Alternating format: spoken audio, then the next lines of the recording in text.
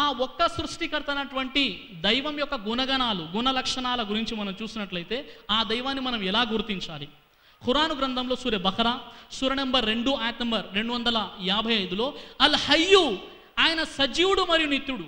అల్ ఖయ్యూమ్, ఆయన అల్లా శాశ్వతుడు. లా తాఖుదుహు సినతు వలా నౌమ్, ఆ దైవానికి కునుకు రాదు, ఆ దైవం నిద్రపోడు.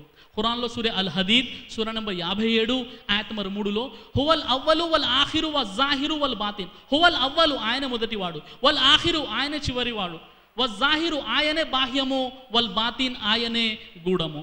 ఖురాన్లో సూర అల్ హదీద్ సూర నంబర్ 57 ఆయత్ నంబర్ 1లో వహువల్ అజీజుల్ హకీం, అల్ అజీజ్ సర్వశక్తిమంతుడు, అల్ హకీం సర్వజ్ఞాని, మహావివేకవంతుడు. ఖురాన్లో సూర అల్ హదీద్ సూర నంబర్ 57 ఆయత్ నంబర్ 2ని మనం పరిశీలించినట్లయితే వహువ అలా కుల్లి షైఇన్ ఖదీర్, సమస్త వస్తువులపై అధికారం కలిగిన వాడు కేవలం ఆ అల్లాహ్ మాత్రమే. ఖురాన్లో సూర అల్ హష్ర్ సూర నంబర్ 59 ఆయత్ నంబర్ 23ను మనం పరిశీలించినట్లయితే అల్ ఖుద్దూస్ పరమ పరిశుద్ధుడు, అల్ ముహైమిను సంరక్షకుడు, జాగరూకుడు, సుబ్హాన్ సర్వ బలహీనతలకు ఆ దైవం అతీతుడు.